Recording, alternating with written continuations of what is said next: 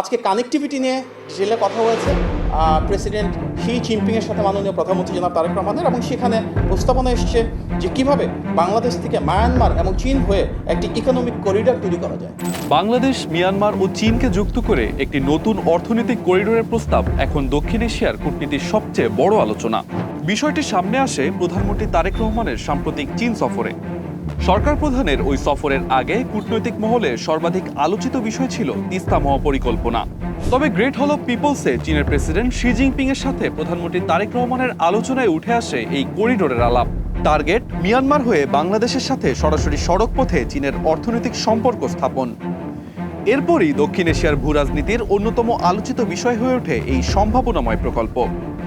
তবে ঢাকার সাথে বেইজিংয়ের এই সম্পর্ক নিয়ে ইতোমধ্যেই ভারতীয় গণমাধ্যমে দেখা গেছে গভীর উদ্বেগ। অর্থনৈতিক করিডোর বলতে শুধু একটি সড়ক বোঝায় না, এটি সাধারণত বন্দর, সড়ক, রেল, কাস্টমস, গুদাম, ডিজিটাল ট্র্যাকিং ব্যবস্থা এবং শিল্পাঞ্চলকে যুক্ত করা একটি বহুমাত্রিক যোগাযোগ নেটওয়ার্ক। বাংলাদেশ চীন আলোচনায় কুনমিং থেকে বাংলাদেশের বন্দর পর্যন্ত মাল্টিমোডাল সংযোগের কথা এসেছে। লক্ষ্য পণ্য পরিবহনের সময় ও ব্যয় কমানো, শিল্পের কাঁচামাল দ্রুত আনা এবং বাংলাদেশি পণ্যের জন্য নতুন বাজার ও রুট তৈরি করা। বাংলাদেশের দৃষ্টিতে এ প্রস্তাবের অর্থনৈতিক সম্ভাবনা বিপুল। চীন বাংলাদেশের অন্যতম বড় আমদানির উৎস, তবে সেই আমদানি প্রায় পুরোটাই সমুদ্র নির্ভর। প্রায় 6 থেকে 7,000 কিলোমিটার পথ মলাক্কা প্রণালী থেকে ঘুরে বাংলাদেশে চীনের কোনো জাহাজের পৌঁছাতে সময় লাগে প্রায় 15 থেকে 20 দিন। কিন্তু এই করিডোরের মাধ্যমে সেই সময় কমে আসতে পারে 1 সপ্তাহেরও কমে। তাছাড়া কমতে পারে পরিবহন খরচ, কাঁচামালের মূল্য। একই সাথে শুধুমাত্র বৃহৎ প্রতিবেশীর মনোপলি বাণিজ্য থেকেও মুক্তির সম্ভাবনা রয়েছে বাংলাদেশের। এদিকে বাংলাদেশ চীনা পণ্য আমদানিতে নির্ভরশীল হলেও চীনা বাজারে বাংলাদেশের রপ্তানি এখনো তুলনামূলকভাবে অনেক কম। তাই শুধু পণ্য আনার পথ নয়, বাংলাদেশ চায় ফল, কৃষিপণ্য, চামড়াজাত পণ্য, ওষুধ এবং তৈরি পোশাক সহ আরও বৈচিত্র্যময় পণ্যের বাজার খুলতে। চট্টগ্রাম ও মোংলা বন্দর আধুনিকায়ন, আনোয়ারার চীনা অর্থনৈতিক অঞ্চল এবং নতুন শিল্প বিনিয়োগের সঙ্গে কার্যকর পরিবহন সংযোগ তৈরি হলে কমতে পারে বাংলাদেশের উৎপাদন ব্যয়। তবে এই করিডোর নিজে থেকেই বাণিজ্য ঘাটতি কমাবে না। রপ্তানির মান, পণ্যের বৈচিত্র্য, বাজারে প্রবেশাধিকার এবং শুল্ক ও মান নিয়ন্ত্রণের বাধাও সমান গুরুত্বপূর্ণ। তবে এই করিডোরের ধারণাটি একেবারেই যে নতুন এমনটা নয়। বেশ আগে থেকেই বাংলাদেশ, ভারত, চীন ও মিয়ানমারের মধ্যে এমন অর্থনৈতিক করিডোর নিয়ে যৌথ গবেষণার কাঠামো ছিল। কিন্তু প্রতিনিয়ত চলা চীন ভারতের কৌশলগত প্রতিযোগিতা, বেল্ট অ্যান্ড রোড উদ্যোগ নিয়ে ভারতের আপত্তি এবং অবকাঠামোগত অগ্রগতির অভাবে সেই প্রক্রিয়া আর এগোয়নি। এছাড়া ভারতের সাথে অরুণাচল প্রদেশ নিয়ে চীনের সম্পর্ক বেশ ঠান্ডাই দেখা গেছে বহুদিন ধরে। ফলে খসড়া প্রস্তাব ছাড়া কোনোভাবেই সামনে এগোতে পারেনি এমন প্রকল্প।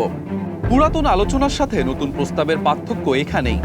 এবার ভারতকে বাদ দিয়েই হিসাব কষছে বেইজিং ও ঢাকা। প্রশ্ন থাকতে পারে, ভারত কেন বিষয়টিকে সংবেদনশীলভাবে দেখছে? উত্তরটা রয়েছে ভূরাজনীতির খেরো খাতায়। ভারত দীর্ঘদিন ধরে বাংলাদেশকে তার 7 সিস্টার্স, নেপাল ও ভুটানের সঙ্গে আঞ্চলিক যোগাযোগের গুরুত্বপূর্ণ অংশ হিসাবে দেখে। সরু চিকেন স্নেক বা শিলিগুড়ি করিডোরে নির্ভরতা কমাতে ভারত বহুবারই বাংলাদেশের ভেতর থেকে তার 7 রাজ্যের জন্য করিডোর চেয়েছে। পতনের ঠিক আগেই শেখ হাসিনাও ভারত সফরে গিয়ে বাংলাদেশের ভেতর থেকে ভারতের রেল করিডোর প্রায় চূড়ান্ত করেই এসেছিলেন। তবে শেষমেশ আর সফল হয়নি সেই প্রচেষ্টা। এছাড়া বাণিজ্যের জন্য ভারত ছাড়া আর কোনো দেশের সাথে সরাসরি সড়কে সংযোগ নেই বাংলাদেশের। প্রতি বছর বাংলাদেশ ভারত থেকে প্রায় 1,20,000 কোটি টাকার বেশি মূল্যের পণ্য কিনে থাকে। ফলে একচেটিয়া বাণিজ্য করে আসা ভারতের কাছে এমন করিডোরের প্রস্তাব অবশ্যই অর্থনৈতিক হুমকি। এছাড়া চীনের সাথে ভারতের সরাসরি বাণিজ্যিক প্রতিদ্বন্দ্বিতা রয়েছে, সুতরাং এক্ষেত্রে ভয় পাওয়াটাই স্বাভাবিক। একই সাথে চীন বঙ্গোপসাগর কেন্দ্রিক বন্দর, শিল্পাঞ্চল ও সংযোগ প্রকল্পে আগ্রহ দেখাচ্ছে। বাংলাদেশ যদি মিয়ানমার হয়ে চীনের সাথে বহুমাত্রিক সংযোগ স্থাপন করতে পারে, তাহলে ঢাকার বাণিজ্যিক ও কূটনৈতিক উভয় দিকেই বিকল্প বাড়বে। ভারতের মূল অস্বস্তি মূলত এখানেই। আঞ্চলিক অবকাঠামো ও প্রভাবের ভারসাম্য বদলে যাওয়ার সম্ভাবনা নিয়ে চিন্তার ভাঁজ দেখা দিয়েছে দিল্লির কপালে। ভারতের সাথে বাংলাদেশের অন্যতম ট্রেড রুট বেনাপোল পেট্রোপোল সীমান্ত। তবে এই সীমান্ত পার হতে অনেক সময় কয়েকদিনও লেগে যায়, অথচ দূরত্ব এখানে খুবই কম, সময় লাগার কথা মাত্র কয়েক ঘন্টা। অর্থাৎ সমস্যাটি শুধু রাজনৈতিক নয়, দুর্বল অবকাঠামো, ধীর কাস্টমস, ভিন্ন নিয়ম এবং সীমিত ট্রাক চলাচলও বড় কারণ। এই বাস্তবতায় বিকল্প রুট বাংলাদেশের বাণিজ্যিক দর কষাকষির শক্তি বাড়াতে পারে। কিন্তু বিকল্প রুট তৈরি মানে ভারতের সাথে সংযোগ পরিত্যাগ নয়। বরং বাংলাদেশের স্বার্থ হবে ভারত, মিয়ানমার, চীন, নেপাল, ভুটান সব দিকের সাথেই কার্যকর বাণিজ্য পথ রাখা। এই ধরনের আলোচনায় 24 ঘন্টায় বাংলাদেশ থেকে চীনে পণ্য পরিবহনের আলাপও শোনা যাচ্ছে। তবে সেটি এখন পর্যন্ত কোনো পরীক্ষিত সত্য নয়, বরং সম্ভাব্যতার একটি খসড়া। প্রকৃত সময় নির্ভর করবে সীমান্ত পারাপার, রাস্তা ও রেলের মান, কাস্টমস ক্লিয়ারেন্স, ট্রান্সশিপমেন্ট এবং মিয়ানমারের অভ্যন্তরীণ নিরাপত্তার উপর। তাই করিডোরের সুবিধাকে নিশ্চিত ফল নয়, বরং শর্ত সাপেক্ষ সম্ভাবনা হিসাবে দেখাটাই শ্রেয়। চীনের জন্য এই উদ্যোগের অর্থ কেবল বাংলাদেশে বিনিয়োগ নয়, ইউনান প্রদেশ থেকে দক্ষিণ ও দক্ষিণ পূর্ব এশিয়ার বাজারে সংযোগ বাড়ানো বেইজিংয়ের দীর্ঘদিনের নীতি।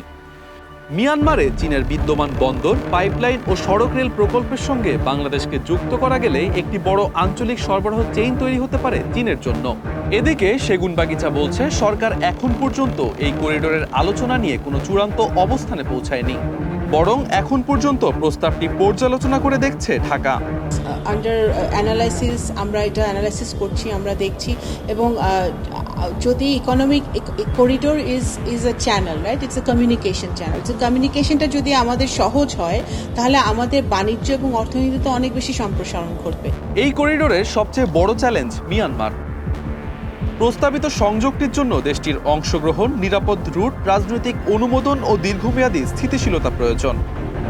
মিয়ানমারের সংঘাত ও অনিশ্চয়তার মধ্যে বিলিয়ন ডলারের অবকাঠামো প্রকল্প বাস্তবায়ন বেশ কঠিন। দ্বিতীয় চ্যালেঞ্জ অর্থায়ন। প্রকল্পের ব্যয়, ঋণের শর্ত, স্থানীয় কর্মসংস্থান, ভূমি অধিগ্রহণ, প্রকৃত আয় সবকিছু যাচাই করতে হবে স্বচ্ছভাবে। তৃতীয় চ্যালেঞ্জ বাণিজ্যিক বাস্তবতা। রেল, সড়ক ও বন্দর থাকলেই হবে না, কাস্টমসের একক ব্যবস্থা, ট্রানজিট নীতি, ভিসা, নিরাপত্তা, পণ্যের মানের স্বীকৃতি এবং মালবাহী ব্যবস্থাপনায় সমন্বয় লাগবে 3 দেশের। সবশেষে বলা যায়, এই করিডোরের আলোচনা বাংলাদেশের জন্য সম্ভাবনার দুয়ার খুলতে পারে। তবে একই সাথে এটিও মাথায় রাখতে হবে, এটি এখনো প্রতিশ্রুতি ও প্রাথমিক কূটনৈতিক আলোচনার স্তরে। সফল হলে এটি বাংলাদেশের আঞ্চলিক সংযোগ বাড়াবে, ভূরাজনীতির হিসাবে আরেকটু এগোতে পারবে ঢাকা। সেই সাথে ব্যবসায় বৃহৎ প্রতিবেশীর ছায়া থেকে বেরিয়ে আন্তর্জাতিক বাজারে নিজের শক্ত অবস্থান তৈরির পথও খুলে নিতে পারে বাংলাদেশ।